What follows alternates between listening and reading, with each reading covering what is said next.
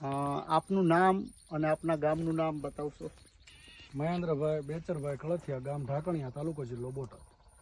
અચ્છા મહેન્દ્રભાઈ, આ કપાસનું વાવેતર તમે ક્યારે કરેલું હતું? 1/6 1 જૂને વાવેલું હતું. 1 જૂને. બરાબર છે. અને આ વેરાયટી કઈ વેરાયટી છે? સાગર 301. સાગર 301. હા. અચ્છા, હવે આ વેરાયટી અંગે તમારો અનુભવ અમને જણાવશો, કેવી લાગી? સારી છે, રોગ પ્રતિકારક શક્તિમાં સારી છે અને માલની બેઠક સારી છે. અને જે આ પેટા ડાળીઓ છે એ ખૂબ લાંબી છે અને નજીક નજીક બેઠક છે. 2 વખત વરસાદના લીધે ફાલ ખરી ગયો, છતાંય નવો ફાલ સારો એવો છે. અચ્છા, આ બધો નવો ફાલ આવી ગયો છે? નવો આવી ગયો છે. અહીંયા આ લાંબી પણ છે. હા, લાંબી પણ છે. આ જે ડાળીઓ છે ઝીંડવા બની ગયા છે, છતાં નવો ફાલ આગળ વધી રહ્યો છે. એવી જ રીતે અહીંયા પણ આપણે નવો ફાલ વધી રહ્યો છે. હવે તમને ઝીંડવાની સાઈઝ કેવી લાગે છે? સારી, ખૂબ સારી, મોટી સાઈઝ છે. સાઈઝ મોટી છે, સંખ્યા પણ વધારે છે અને સાઈઝ પણ મોટી છે. બીજું તમને આની અંદર વિશેષતા શું લાગી? ચૂસિયા જીવાત સામે કેવી છે? સાવ ઓછું, સુસિયા અને થ્રીપ્સ ઘણું બધું ઓછું લાગે છે. અને દવાના સ્પ્રે 12-13 દિવસે અમે 1 સ્પ્રે કરીએ છીએ. આ વર્ષે ખૂબ જ વરસાદ પડ્યો હા, અને બધાના કપાસની અંદર ખૂબ જ નુકસાની જોવા મળી. છતાં આ વેરાયટીમાં તમારે પેલો ફાલ કેવો હતો, પછી શું પરિસ્થિતિ થઈ અને પાછળથી કેવી થઈ? પહેલો ફાલ સારો એવો હતો, થોડું ઘણું નુકસાન થયું છે, પણ જે બધાય કપાસ અન્ય વેરાયટીઓ જેમ મૂંઝરાઈ ગઈ હતી કે મતલબમાં લંઘાઈ ગઈ હતી, એ આમાં બન્યું નથી. કપાસ એકદમ પાવરમાં જ હતો. બરાબર છે. અને ખરેલો ફાલ પાછો? ખરેલો ફાલ પાછો નવો શરૂ થઈ ગયો છે. નવો શરૂ થઈ ગયો છે. એટલે લાંબા ગાળે આપણે જોઈએ તો આ વેરાયટી ખેડૂતોને આવી કોઈ પણ કુદરતી આફતી આવે છતાંય ફરી ફાલ આપવાની ક્ષમતા છે. જેને આપણે કહી શકાય કે આ વેરાયટી કોઈ પણ સંજોગોમાં ખેડૂતોને નિષ્ફળ ના થવા દે.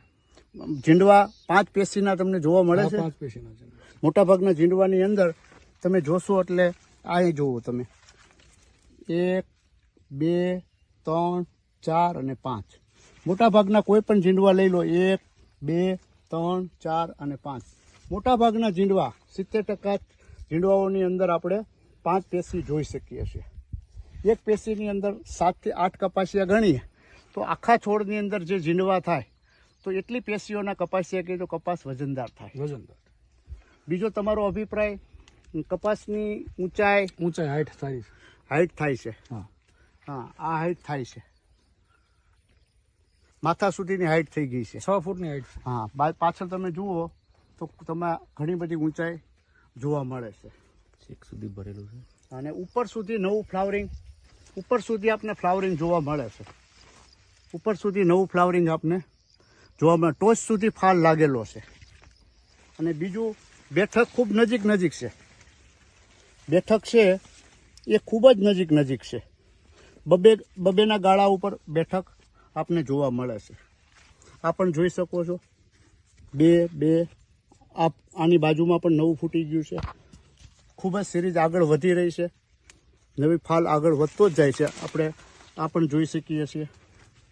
તો આ વેરાયટીની આ ખાસિયત ખૂબ અગત્યની કહી શકાય કે જેની અંદર એક વખત કોઈ સંજોગોમાં ફાલ ખરી ગયો હોય છતાં આપણે નવો ફાલ ફરી વખત છોડ ટૂંક સમયમાં આપી દેશે, જેને કારણે ખેડૂત ક્યારેય નિષ્ફળ જતા નથી. ખૂબ ખૂબ આભાર મહેન્દ્રભાઈ. હવે આવતા વર્ષે તમે ખેડૂતોને વાવેતર કરવાની ભલામણ કરશો? હા, વાવવા જેવી વેરાયટી ખરી. તો આવતા વર્ષે તમે ખેડૂતોને આને વાવેતર માટે ભલામણ કરશો? હા. અને ખૂબ આગળ તમારા ગામના બીજા ખેડૂતો પણ વાવે એ બાબતે માર્ગદર્શન આપજો. ચાલો, રામ રામ. રામ રામ.